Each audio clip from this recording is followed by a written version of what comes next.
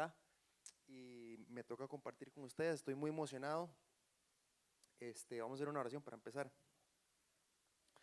Señor, te damos gracias por esta noche. Padre, gracias porque podemos estar acá, Señor, en un lugar donde podemos estudiar tu palabra con libertad, donde hay aire acondicionado, estamos cómodos, pero sobre todo por encima de eso, Señor, porque nos diste a tu Hijo Jesús.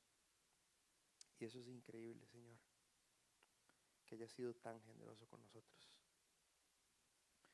Y te pido que tomes esta noche, que no seas el maestro hoy, no sea yo, Señor, seas vos el que nos hables, nos enseñes y nos cambies, Padre. En nombre de Jesús, amén. ¿Qué palabras se nos viene a la mente cuando pensamos nosotros en Navidad? De hecho, hace 2 semanas tuve una reunión, los miércoles tenemos SOE, que es el grupo de adolescentes acá, y el primer miércoles del mes hacemos algo diferente siempre. Entonces hicimos unos estudios, nos reunimos en grupos pequeños y les hice la misma pregunta. Y quiero que piensen ustedes, ¿verdad? Cuando pensamos Navidad, ¿qué se nos viene a la cabeza?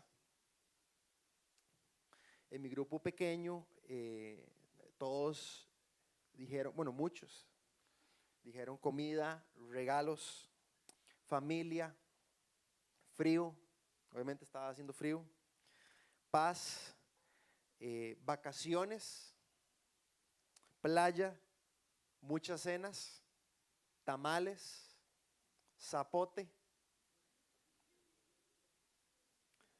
shopping. Y creo que si pensáramos tal vez un poquito a la edad de ustedes, estrés de comprar regalos, ¿verdad?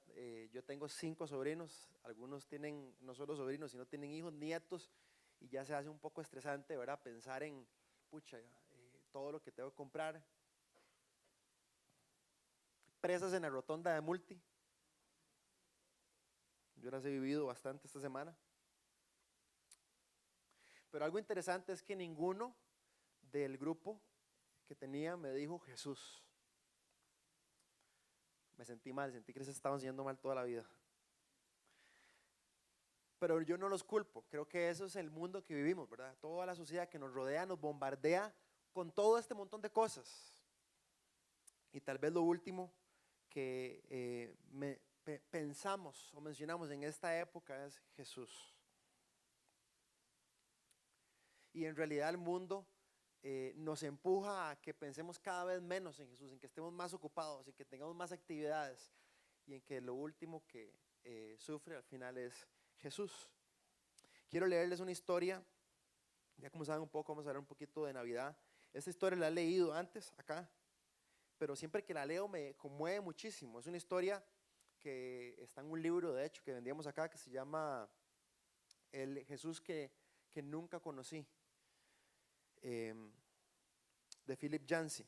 Y él, de hecho, escribe esto, lo saca de otro libro de un autor que se llama G.B. Phillips, y me llama muchísimo la atención. Dice, en su libro habla, ¿verdad? Había de un ángel mayor que estaba mostrándole a un ángel más joven lo maravilloso que era el universo, ¿verdad? Los ángeles andaban en las galaxias, por todos diferentes lugares, enseñándole galaxias, soles, planetas, estrellas.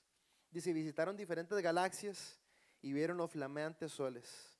Luego se atravesaron las infinitas distancias que están entre el espacio, hasta llegar a una galaxia en particular de 500 billones de estrellas. Mientras se acercaban a la estrella que nosotros conocemos como el Sol y a los planetas que lo orbitan, el ángel mayor señaló una pequeña e insignificante bola girando, un pequeño e insignificante planeta girando sobre su eje. Y el ángel más joven la veía tan fea y pequeña e insignificante comparado con todas las demás estrellas, galaxias y planetas que acababa de ver. Y le dice el ángel mayor, quiero que mires este. Y le dice el ángel joven, pero ¿qué hay de especial con este planeta? Él, de hecho, el ángel joven, no veía que el planeta tuviera algo de qué asombrarse, algo de qué maravillarse, era sencillo, normal. Y el ángel mayor, señalándolo, le dice, ese es el planeta visitado. Visitado, le dice el ángel menor. ¿Me querés decir qué? Y se quedó sin palabras. El ángel menor le costaba creer lo que su mentor le estaba diciendo acerca de ese planeta. Cómo ese planeta pequeño e insignificante era el planeta visitado. ¿Querés decir, le dice el ángel menor, querés decir que nuestro grande y glorioso rey bajó allí en persona a esa bolita insignificante? ¿Por qué haría algo así? Mientras arrugaba la cara continuó. ¿Querés decir que se humilló tanto como para ser una de esas criaturas extrañas, necias, raras, en esa bola flotante? El ángel mayor le respondió sí. Y no creo que a él le guste que te refieras a los humanos de esa manera y con ese tono.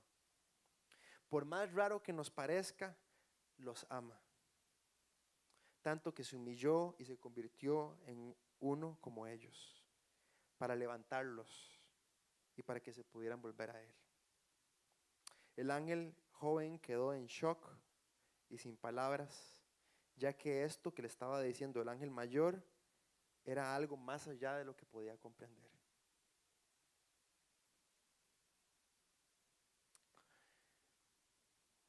Esta historia me encanta porque me pone en perspectiva lo que realmente venimos a celebrar en esta época. Y es que la venida de Cristo nos debería llenar de asombro a nosotros. Nos debería poner en perspectiva lo que significa. Y hoy vamos a leer, vamos a estudiar en capítulo de Juan, capítulo 1 de Juan. Vamos a aprender lecciones que podemos ver en esta historia.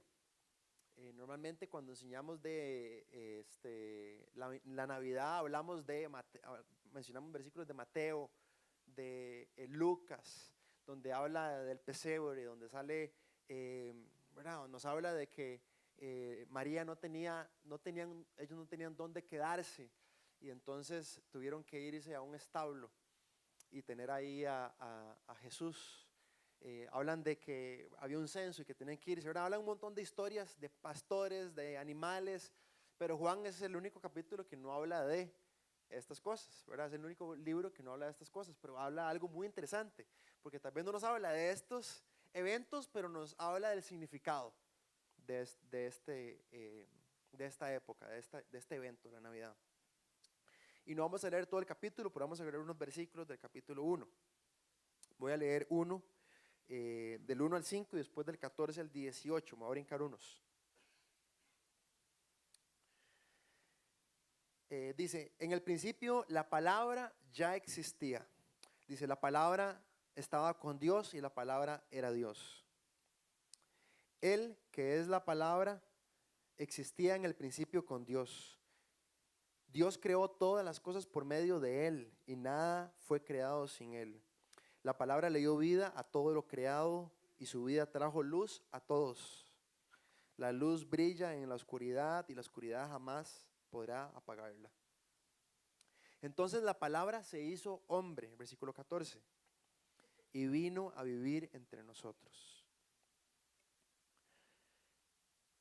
Estaba lleno de amor inagotable y fidelidad, y hemos visto su gloria, la gloria del único Hijo del Padre. Juan dio testimonio de él cuando clamó a las multitudes. A él me refería cuando decía, alguien viene después de mí que es muy superior a mí porque existe desde mucho antes que yo. De su abundancia hemos recibido una bendición inmerecida tras otra. Pues la ley fue dada por Moisés, pero el amor inagotable de Dios y su fidelidad vinieron por medio de Jesucristo. Nadie ha visto jamás a Dios, pero el único que es Dios está íntimamente ligado al Padre. Él nos ha revelado a Dios. Como ven, Juan no menciona de pesebre, de animales, de Belén, pero nos habla algo increíble, asombroso, que deberíamos de, cuando lo estudiamos o lo vamos a aprender hoy un poco, de asombrarnos. En versículo 14 dice, entonces la palabra se hizo hombre. Hay algo interesante con la palabra, ¿verdad? De hecho, el verbo en griego es logos. Logos es donde sacamos la palabra lógica, nosotros. Y la palabra dice muchísimo. Yo no sé si ustedes ven una persona que no la conocen y van, trabaja en el mismo lugar donde ustedes están trabajando y a veces ven ustedes que toma café, a veces ven que toma té. Y entonces usted puede inferir, bueno, a esta persona le gusta demasiado el té, le gusta el café, pero usted tiene un evento, una actividad en su casa y usted lo que hace con esta persona es que usted le pregunta, ¿verdad? ¿Vos qué tomás? ¿Té o café? ¿Qué preferís? Y la persona llega y le dice, no, la verdad es que a mí me encanta el té, si yo tomo café solo si no hay té. Entonces, la palabra le revela algo a usted de la persona. Y básicamente este pasaje nos está diciendo algo súper interesante. Porque nos está diciendo que Jesús es la revelación máxima de Dios. Jesús es aquel por el cual nosotros podemos conocer a Dios. Si Jesús no se hubiera hecho carne, no tendríamos a Dios tangible, presente, como lo podemos tener ahora. ¿Verdad? Si yo nado en una piscina en Escazú, y es interesante porque llega un montón de gente, diferentes horarios, a la hora, depende de la hora que voy, ¿verdad? Me topo diferentes personas y depende cómo andan vestidos. Y uno dice, este más doctor, este más, ¿verdad? Esta muchacha, pucha, hace mucho ejercicio porque todas las veces que viene a esta hora anda vestida de deporte. Uno puede inferir un montón de cosas, pero hasta que usted entabla la conversación, hasta que usted habla con la persona, hasta que la persona dice sus palabras, nos revela realmente quién es esta persona.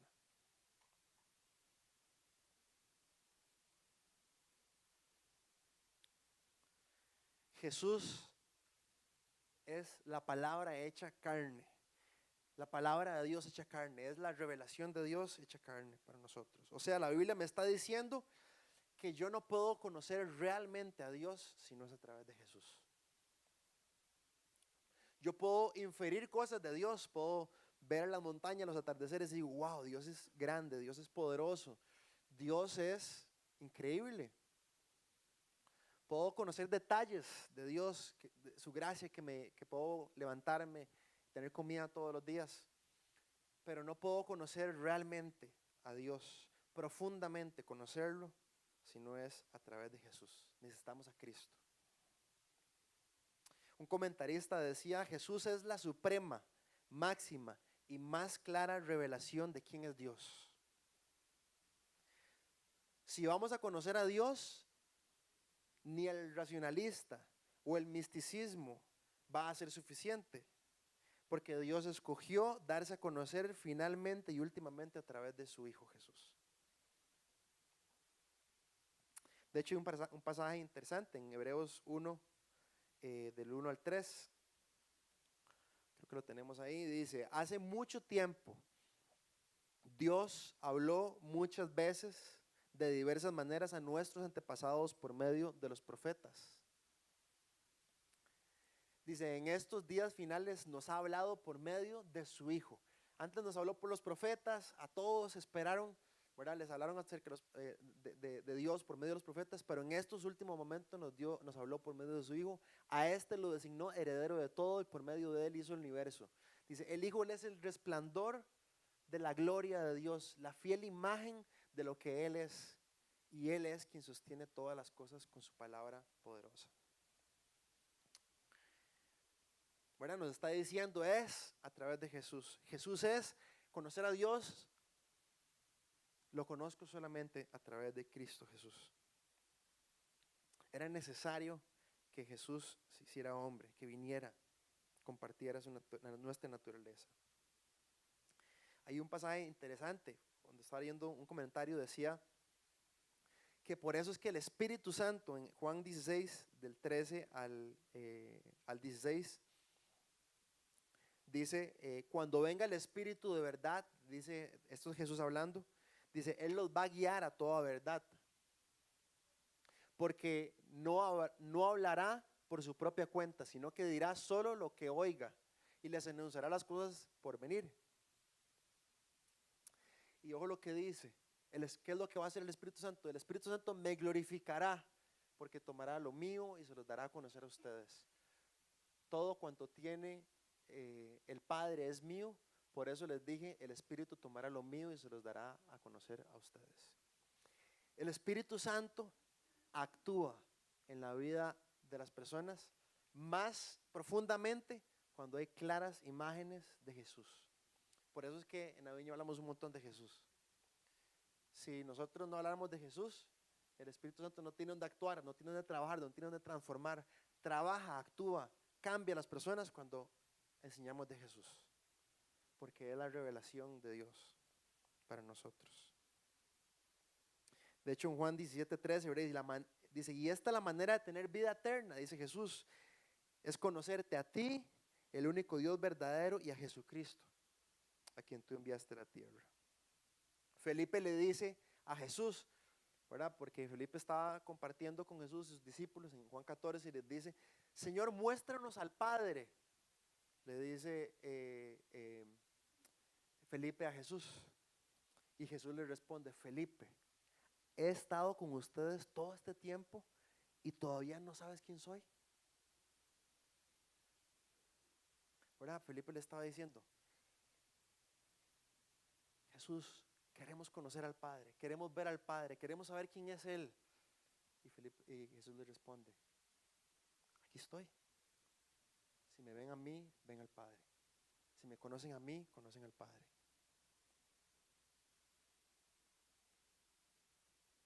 Por eso el capítulo de Juan termina, ¿verdad? El versículo 18.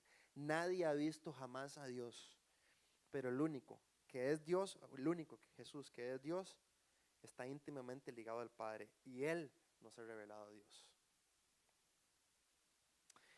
¿Qué significa Navidad? Navidad significa que podemos conocer al Padre, que podemos acercarnos al Padre por medio de Jesús.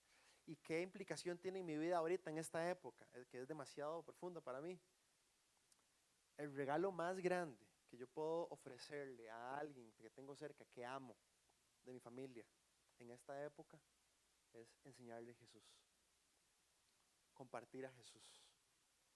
Porque si estoy compartiendo a Jesús en esta Navidad, estoy compartiendo Navidad. Si yo comparto en mi trabajo a Jesús, es lo mejor que puedo hacer en esta Navidad. ¿Verdad? Y ahorita muchos vamos a salir de vacaciones. Y creo que a veces entramos en modo automático, ¿verdad? Estamos en el trabajo, estamos haciendo ejercicio y no buscamos oportunidades, no nos damos cuenta que el regalo más grande que nos ha dado el Padre es Jesús. Cuando yo tengo presente que la Navidad es de Jesús, necesito compartirla. Yo estoy hace muchos años estuve como muy metido en Viña nada más y solo estaba rodeado en Zoé y venía Supernova, venía Canvas en ese momento. Entonces, todo lo que me rodeaba era mis amigos, ¿verdad? De la Viña. Y pucha, Dios me empezó como a hablar muchísimo con este tema porque me puso, hay un montón de gente afuera, ¿verdad? Y obviamente la gente que viene aquí, todos escuchan, todos tienen disposición, todos vienen aquí, reciben o usted enseña. Pero me incomodó un poco con hacer algo al respecto de involucrarme en algo que tenga alrededor gente que no conoce a Jesús. Entonces en ese momento me metí en un equipo de triatlón. Toda la gente era muy loca en triatlón porque hacía demasiado ejercicio, entonces al final no pude con eso. Ahorita estoy en equipo de correr, pero uno de mis propósitos de estar en el equipo de correr o ir a nadar a la piscina que voy a nadar es porque comparto con gente que no conoce a Jesús. Porque tengo la oportunidad que no tengo aquí. Aquí todos los que vienen escuchan de Jesús. Ellos que están ahí y yo siendo compañero de ellos, tengo la oportunidad que no tengo aquí. de poder compartir con ellos de Jesús. Entonces creo que Navidad nos enseña algo importante y Juan nos enseña algo importante. Dios envió a su Hijo. Dios se hizo hombre y la máxima revelación, lo que yo puedo darles, si yo le hablo a la gente de Dios, ¿verdad? Si yo le hablo a la gente de Dios, de hecho vemos muchas reacciones, pero cuando hablamos de Jesús hay una reacción diferente, porque Jesús es la revelación de Dios. Después vemos otra palabra en el versículo 14.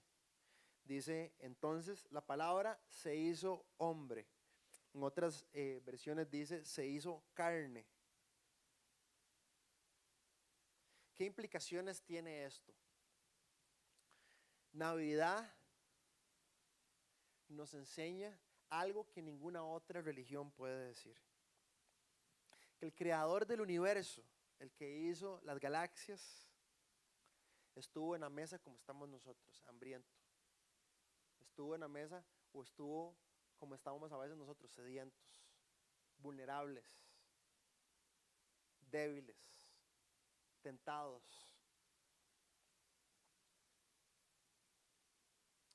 De hecho, si sacamos adjetivos de lo que enfrentó Jesús, Jesús fue tentado, fue torturado, fue traicionado, estuvo sin hogar. Jesús era pobre.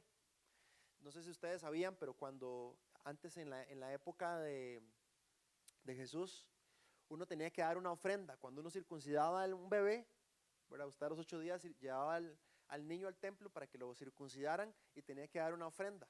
Y había una ofrenda para la gente que tenía mucho dinero, había una ofrenda que ellos daban. Había otra ofrenda que tenían que dar los que tenían más o menos, eran clase media, no tenían tanta plata. Y había una ofrenda para los pobres. Los que no tenían, ¿verdad?, animal, los que no tenían nada, daban una ofrenda. Jesús y María dieron esa ofrenda. Jesús era pobre. Jesús fue pobre. Jesús lo experimentó todo.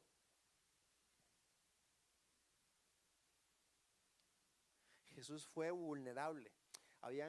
Estaba leyendo un escritor que decía que en Estados Unidos hubo un asesinato en 1964, creo que fue, que era un edificio y entró un hombre a un apartamento e iba a asesinar una muchacha con un cuchillo y ella empezó a gritar y a gritar, era madrugada, auxilio, por favor. Dicen, me están apuñalando, me van a apuñalar, auxilio. Y empezaron a prender un montón de luces, entonces el ladrón se fue porque creyó que alguien iba a llegar y nadie llegó. Y al final él, como vio que nadie llegó, nadie salió al pasillo, se volvió y la mató. ¿Por qué nadie llegó? Porque ir era exponerse, estar en ese lugar era literalmente exponerse, ser vulnerable, estar en peligro. Eso fue lo que hizo Jesús. Jesús literalmente se hizo como nosotros. Hebreos 2, 14 al 17.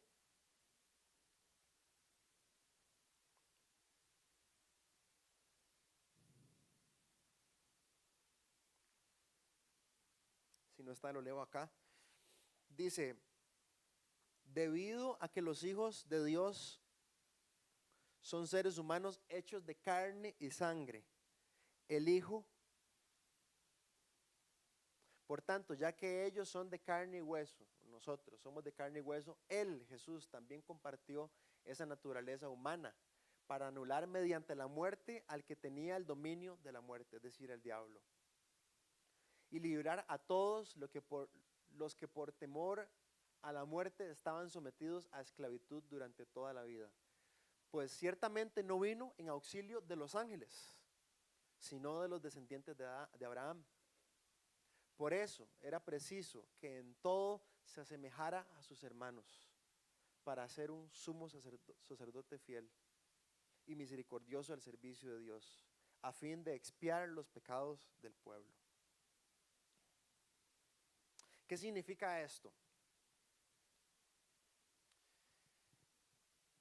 Dicen que los mejores consejeros, ahorita se acaba de graduar un grupo de consejería aquí de La Viña, felicidades a los que se graduaron de CEPA, y de los mejores consejeros, hay estudios que los mejores consejeros son aquellos que han enfrentado todas diferentes situaciones difíciles y han entrado ellos en terapia y pueden ayudar a otros.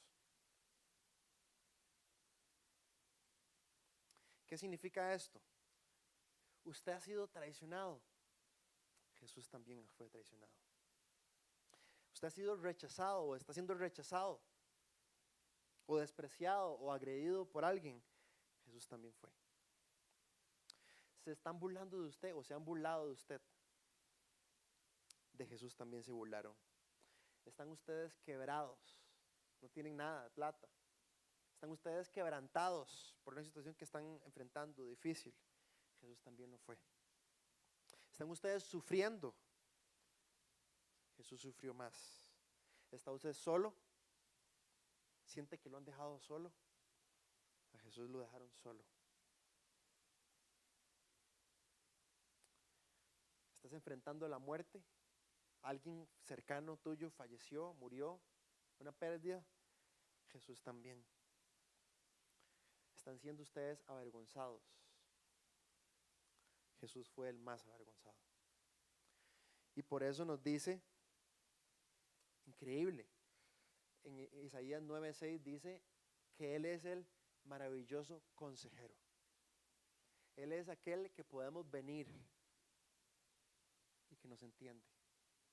Me encantan Hebreos porque Hebreos dice, acerquémonos con confianza al trono de la gracia para recibir misericordia.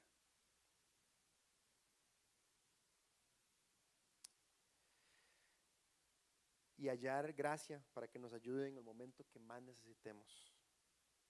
Y de hecho antes de eso decía, porque no tenemos un sumo sacerdote que es incapaz de compadecerse de nuestras debilidades, sino uno que ha sido tentado en todo, de la misma manera que nosotros, aunque sin pecado.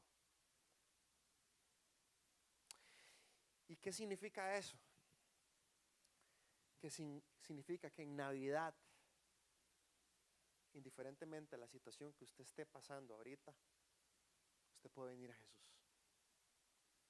y hallar consuelo y hallar abrazo y saber que lo entienden. No sé si les ha pasado a ustedes, a mí me ha pasado muchas veces que siento que nadie me entiende lo que yo estoy pasando. O hablo con alguien y nadie me entiende, pero usted comparte con alguien que pasó lo mismo y siente uno que cuando le dicen, yo entiendo lo que estás pasando. Se siente uno demasiado, ¿verdad? Como cercano, conectado con la persona. Gracias. Jesús, podemos tener seguridad que nos entiende, que podemos venir a Él, que podemos acercarnos con confianza y encontrar esa gracia especial para nuestro corazón.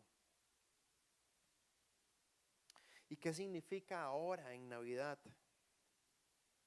No significa que no solamente puedas compartir a Jesús, sino que cualquier situación que haya, que esté teniendo alguien alrededor tuyo que amas o que tal vez no conoces muy bien, lo mejor que puedes ofrecerles a Jesús. Jesús es la respuesta que esta persona necesita.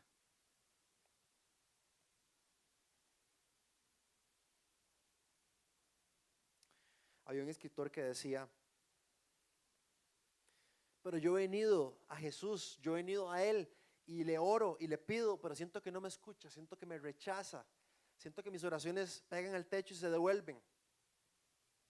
Y este escritor decía, Jesús también sintió lo mismo en Getsemaní. Jesús sabe lo que es una oración que le digan no. Señor, pasa de mí esta copa, pero que no se haga mi voluntad sino la tuya. Qué increíble que podamos venir en Navidad y entender lo que significa que tenemos a Jesús. Y en el mismo versículo 14 de Juan, dice, entonces la palabra se hizo hombre o se hizo carne y dice, y vino a vivir entre nosotros.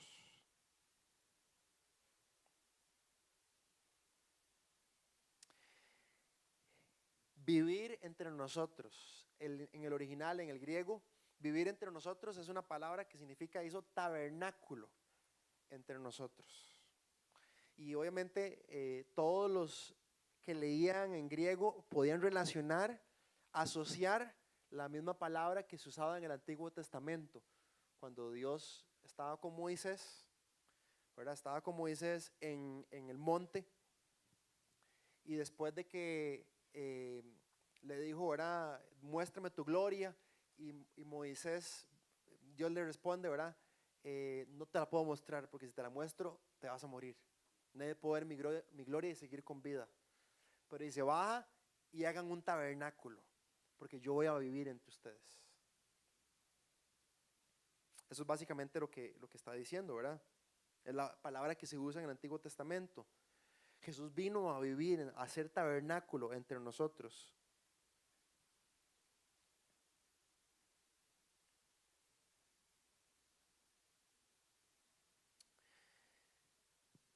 Y ahora, esto es demasiado profundo para nosotros, trae muchas implicaciones.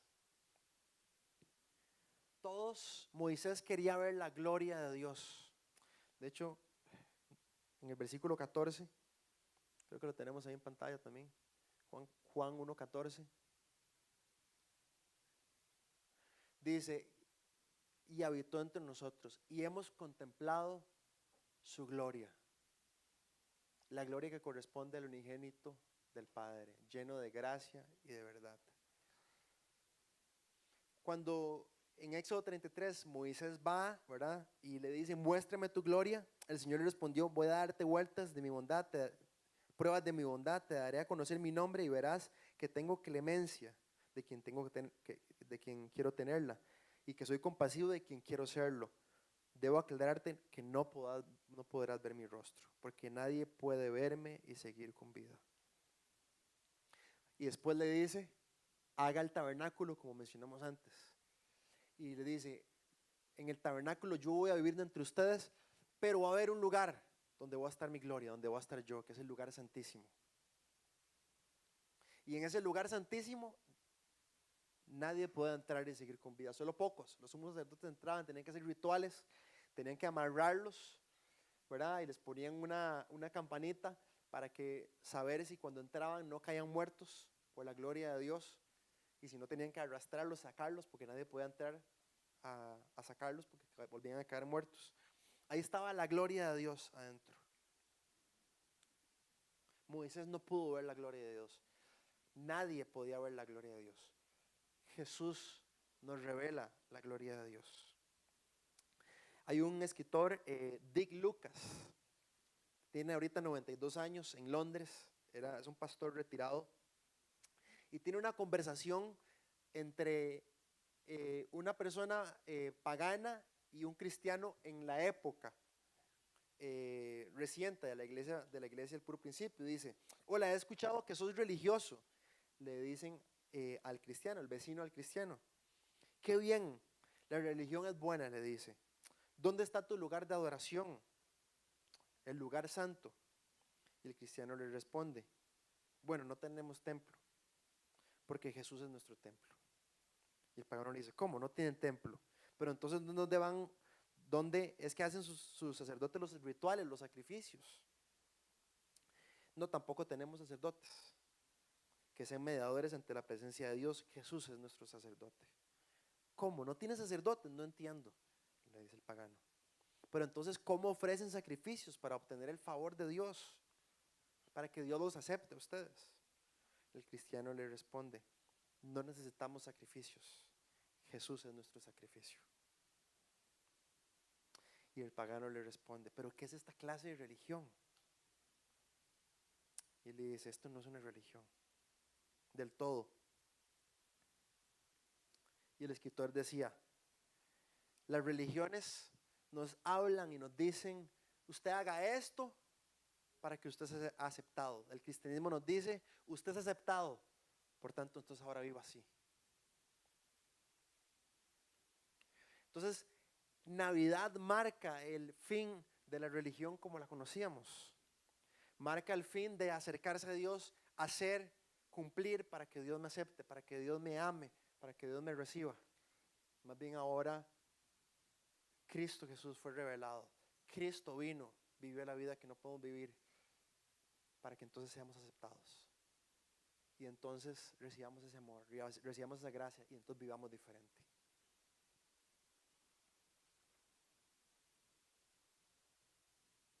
¿Cuánta gente tenemos tratando y tratando y tratando? Pero qué increíble que podamos descansar en Navidad, en Jesús.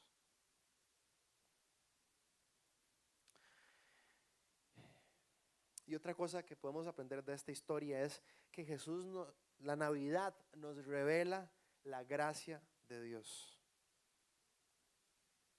En el 1:16 y 17 dice: de su plenitud todos hemos recibido gracia sobre gracia. Pues la ley fue dada por medio de Moisés, pero la gracia y la verdad nos han llegado por medio de Jesucristo.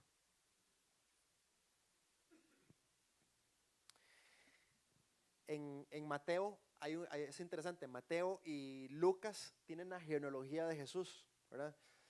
En Mateo vemos que en la genealogía hay algo muy particular. Cuando habían genealogías normalmente no se ponían las mujeres no eran importantes, ¿verdad? Entre la cultura judía. Pero en Mateo hay 5 mujeres y por algo las ponen ahí, esas 5 mujeres, ¿verdad? Entre esas 5 mujeres tenemos a Rahab, tenemos a Tamar, a Ruth, a Betsabé y a María. De esas 5 mujeres, 4 no son judías. 4 los judíos jamás hubieran dicho hay que ponerlas. Y además Tamar, digamos, cuando si yo estuviera en la época de Jesús, mi currículum, si yo fuera a trabajar, si yo fuera a presentarme lo que fuera, el currículum mío es la genealogía. ¿Verdad? Ustedes, el currículum de ustedes ponen dónde estudiaron, dónde trabajaron, qué han hecho, cuál ha sido su experiencia. El currículum que usaba la gente era la genealogía. Este es el currículum de Jesús, ¿verdad? En un currículum, ¿usted qué pone? ¿Pone cuándo lo echaron? ¿Verdad? Yo tuve como en el 2010 un trabajo que duré como 3 meses. Ese trabajo no lo pongo en el currículum. Bueno, no voy a poner 2011, enero 15 a abril, tal lugar. No lo pongo. No pongo en mi currículum, no voy a poner, no voy a poner, cuando tenía 6 años me robé un carrito. Bueno, yo no pongo las cosas malas en un currículum. En un currículum dejo a un lado todo lo que está mal. Es más, pongo lo mejor, es más, escojo. Y a veces hasta le agrego un poquito de sal y pimienta, ¿verdad? Al currículum, para llamar un poquito más la atención, ¿o no? ¿Quién lo ha hecho? No levanten la mano mejor, ¿verdad? En el currículum de Jesús está Tamar. Tamar cometió incesto, engañó a Judá. Rahab era una prostituta. Y tal vez la gente que leía Mateo decía, Mateo sí es tonto. ¿Cómo en el currículum de Jesús va a poner las peores mujeres? Ponga a María y ponga a las demás. Pero ¿por qué va a poner a Tamar? ¿Por qué va a poner a Rahab, que era prostituta y además era de Jericó? Y además el rey David, que todos respetamos, que todos amamos y que todos amamos, le pone el pecado al rey David. Porque de hecho, si ustedes leen en la genealogía de Mateo, en la parte del rey David, en versículo 6, dice: e Isaí, padre de David. David fue el padre de Salomón. Y ojo lo que hace Mateo, qué bárbaro. Cuya madre había sido la esposa de Urías. ¿Verdad? En vez de decir su madre fue Betsabé, no, cuya madre fue la esposa de Urías. O sea, diciendo el adúltero. Y si pudiera haber puesto asesino, también lo pone, ¿verdad? O sea, en el currículum de Jesús, del Salvador, de aquel que iba a nacer en un pesebre, de aquel que nos rescataría, que iba a ser el que perdonara nuestros pecados, que era el Hijo de Dios, pone Rahab, prostituta, Tamar, cometió incesto, Betsabé, donde David cometió adulterio.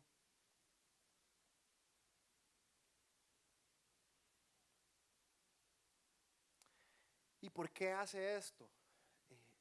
El autor, ¿por qué hace Mateo esto? ¿Por qué Dios inspira esto?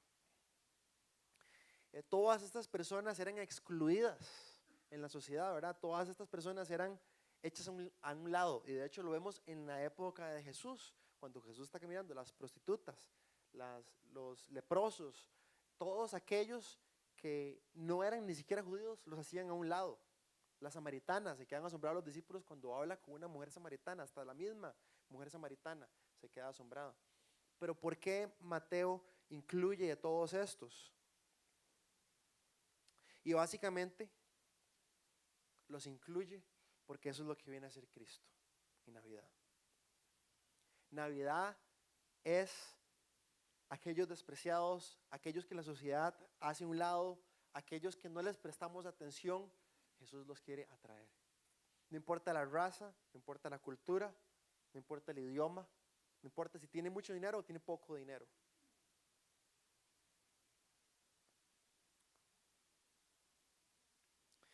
Y pone al rey David, que está en la realeza, los pone en el mismo lugar a como pone una prostituta, Rahab. ¿Y por qué? Porque Dios quiere darnos a conocer la gracia de nuestro Señor Jesucristo. Que no hay nada, por más grande que usted haga, o más oscuro que usted haya, o está haciendo, o haya hecho, que la gracia de Dios no pueda cubrir. Y no hay nadie, por más bueno que sea, que no necesite la gracia de Dios.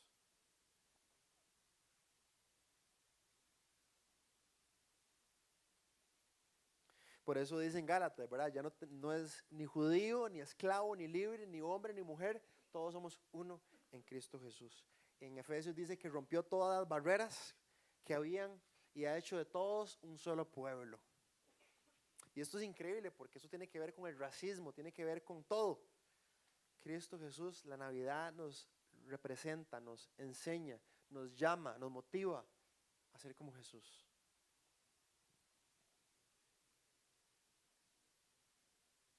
Jesús de hecho dice en Lucas 5:31, dice, la gente sana no necesita médico, los enfermos sí. Dice, no he venido a llamar a los que se creen justos, sino a los que saben que son pecadores y necesitan arrepentirse. La genealogía nos dice lo mismo. A veces decimos, la genealogía, ¿para qué la ponen en la Biblia? No enseña nada. Las genealogías están ahí por algo. De hecho, Timoteo dice, ¿verdad? La palabra de Dios es inspirada por Dios y es útil toda. La Navidad, entonces, poniendo esto práctico, nos enseña a identificarnos a nosotros con los menospreciados de la sociedad. Jesús nace, no se rodea de la realeza, no se rodea de la casta alta, de los más sabios, de los más ricos, de los más millonarios, se rodea de pastores. Escoge a pescadores que no saben ni siquiera leer, eran incultos. Y nos llama a nosotros a hacer lo mismo, a encarnarnos. Y quiero preguntarles a ustedes, creo que es la mejor época, ¿verdad?, para hacer esto. ¿Qué estamos haciendo para encarnarnos? ¿Qué estamos haciendo para ser como Jesús, para mostrar la gracia de nuestro Señor Jesucristo a aquellos que menosprecian la sociedad?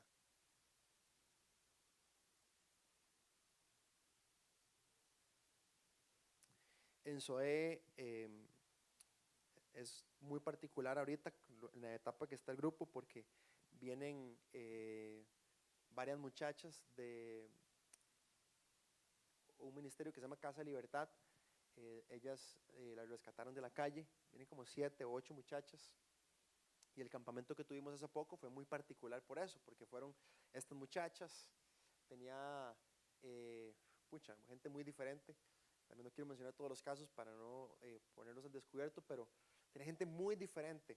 Y entre estas muchachas obviamente no tienen nada de recursos. El sábado antes hablé de cómo Cristo nos llama a nosotros, ¿verdad? Cristo compartía con prostitutas, con los recaudadores de impuestos, se sentaba con ellos. Eran las críticas más grandes que tenían a Jesús, ¿verdad? Porque Jesús quería a aquellos excluidos de la sociedad incluirlos, aquellos excluidos de ¿verdad? La sociedad, hacerles ver que ustedes son bienvenidos al reino de Dios. Y me acuerdo que estábamos hablando de todo esto y hicimos una actividad para levantar fondos. Muchos de ustedes participaron y les quiero agradecer. Y hubo casos, no todos, pero una muchacha, ¿verdad? En el grupito pequeño que teníamos, se dio cuenta que una de las muchachas era de esas, que no sabía leer, la agarró, ¿verdad? Y sentó a la par de ella. ¿Quieres que yo lea por vos? Y le empezó a tocar el pelo, le empezó a sonreír, la empezó a amar, se empezó a encarnar como Jesús lo hizo. Y esta muchacha, en vez de sufrir rechazo, sufrió más bien amor, recibió amor de parte de esta muchacha. Y después salía del campo, obviamente otra le preguntó y le dijo, no, yo no creo que vaya, pero ¿por qué no vas? Entonces obviamente no quería decir que era por plata. Al final ella agarró un papel, empezó a anotar todos los nombres, le preguntó, ¿usted quiere ayudar? Es que quiero que Carla vaya al campamento. Empezó a anotar personas, yo pongo 2,000, pongo 3,000, al final hasta que tenía toda la plata. Otra muchacha en el fin de semana llegó donde la mamá y le dijo, mami, gasté todos mis ahorros. ¿Cómo gastó todos sus ahorros? Sí, es que tenía 40,000 pesos y los di para que una de las de Casa Libertad pudiera ir al campamento. Una muchacha con 15 años. Eso es Navidad.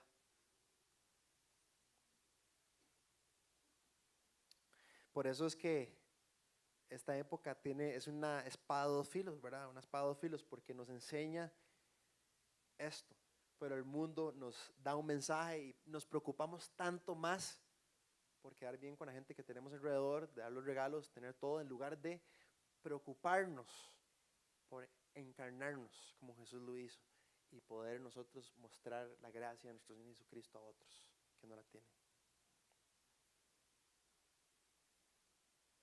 Esa es una de las enseñanzas de Navidad. Navidad nos enseña a renunciar a nosotros. ¿Qué dice Filipenses, verdad? Siendo en forma de Dios, dice, no estimó el ser igual a Dios como algo que aferrarse, sino que se despojó de sí mismo. Para encarnarnos hay que despojarnos de nosotros.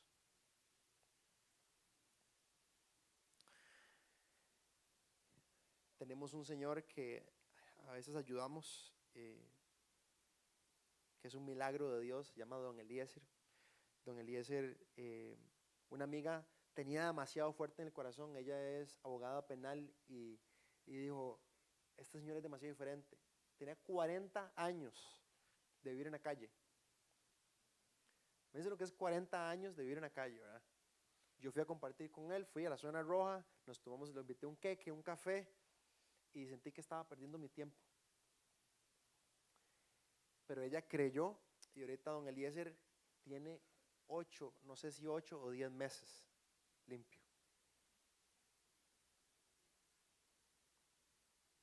Tenemos gente aquí que va a San José en las noches. Hay que renunciar para ir un viernes en la noche hasta medianoche a San José. Hay que renunciar a muchas cosas, o un martes.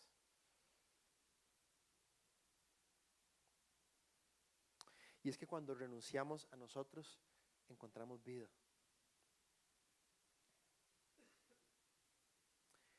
No hay lugar más vivo en nuestra vida cuando escuchamos la voz de Jesús y seguimos sus pasos. Yo hace bastante, a mí me gusta surfear, me gusta la playa, ya no surfeo tanto como antes, pero antes iba todos los fines de semana y no ir un fin de semana para mí era un problema, digamos, o me peleaba en mi casa o lo que pasara, digamos, porque yo tenía que ir a surfear. Y empecé a conocer de Jesús. Obviamente Jesús empezó a cambiar muchas cosas de mí. Y tenía una amiga que empezó a ir a la cárcel de San Sebastián los domingos a las 6 de la mañana. Entonces iba sola y Dios me puso demasiado en mi corazón a acompañarla. Y eso involucraba yo no ir a surfear los fines de semana para ir a la cárcel de San Sebastián a las 6 de la mañana. No al mediodía ni a las 2, a las 6 de la mañana, un domingo. Y como se pueden imaginar, no era una vara que hacía no era una actividad que hacía con gozo, ¿verdad? Como que yo me levantaba y decía que bien, voy a ir a la cárcel de San Sebastián a las 5 y algo de la mañana, ¿verdad? Como que decía que estoy haciendo, lo peor que, ¿verdad? Como, pucha, podría estar ahorita en algún lugar surfeando, tuanis en la playa. Y llegaba a la cárcel de San Sebastián, había que hacer una fila larguísima y para las 6 de la mañana para poder entrar como a las 7, 7 y media. Y entraba a 7, 7 y media y compartíamos con una persona que visitábamos, un muchacho que estaba en la cárcel, y compartíamos la Biblia. Yo compartía de Jesús con él. Y salía de la cárcel y les puedo decir que nada me hacía más feliz que ese momento, cuando salía de la cárcel. Decía, ¿cómo pudo haber pensado ir a la playa y no vivir esto? Jesús nos llama a renunciar. Jesús se despojó de sí mismo, se humilló. Jesús renunció a toda su comodidad, a todo su confort, a toda su adoración constante que recibía de parte de los ángeles para venir aquí con nosotros. Y después dicen Hebreos, por el gozo puesto delante de él, sufrió lo que tenía que sufrir. Pero no menospreció la vergüenza. Había un gozo en Jesús gigante por obedecer al Padre, por renunciar a él. Y si le preguntamos a Jesús ahorita, Jesús, ¿valió la pena? Se los puedo asegurar que Jesús va a decir, valió la pena. Y es que el reino de Dios es paradojas. A mí me encanta una oración que se llama el Valle de la Visión. Creo que la tengo por aquí. Dice el Valle de la Visión, no está ahí, pero la voy a leer. Dice, Señor, santo y sublime, manso y humilde, me has traído al Valle de la Visión. Y quiero que pongan atención a todas las palabras que voy a leer, porque todo es como, ¿verdad? El Valle de la Visión. O sea, normalmente cuando uno utiliza a un lugar donde uno ve un mirador, es como que yo les digo a ustedes, es básicamente lo que está diciendo el autor de esta oración, de este extracto. Pero es como que yo les diga, jale al valle, al mirador. ¿Cómo? Vamos ahí abajo, hay un mirador. ¿Cómo? Ahí abajo hay un mirador. Eso es básicamente la paradoja de la oración que hace este. Señor santo y sublime, me has traído al valle de la visión, donde vivo en las profundidades, pero te veo en las alturas. Rodeado por montañas de pecado, contemplo tu gloria. Déjame aprender estas paradojas, que el camino descendente es el camino ascendente, que el corazón quebrantado es el corazón sanado, que el espíritu contrito es el espíritu gozoso, que el alma arrepentida es el alma victoriosa, que el no tener nada es tenerlo todo, que cargar la cruz es llevar la corona, que dar es recibir, que el valle es el lugar de la visión. Señor, en el día pueden verse las estrellas, desde los pozos más profundos, y mientras más profundo el pozo, más radiantes brillan tus estrellas. Déjame encontrar tu luz en mi oscuridad, tu vida en mi muerte, tu gozo en mi tristeza, tu gracia en mi pecado, tus riquezas en mi pobreza, tu gloria en mi valle. Navidad nos enseña en paradojas, nos enseña completamente diferente como el mundo nos enseña.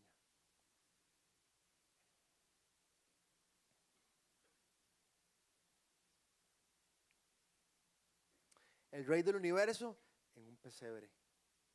El más rico del universo no tiene dónde dormir. El que podía ser ¿verdad? El Dios, el creador del universo, que los espectadores podían ser los más importantes de la sociedad, los espectadores fueron animales y pastores. Y esto nos dice mucho a nosotros.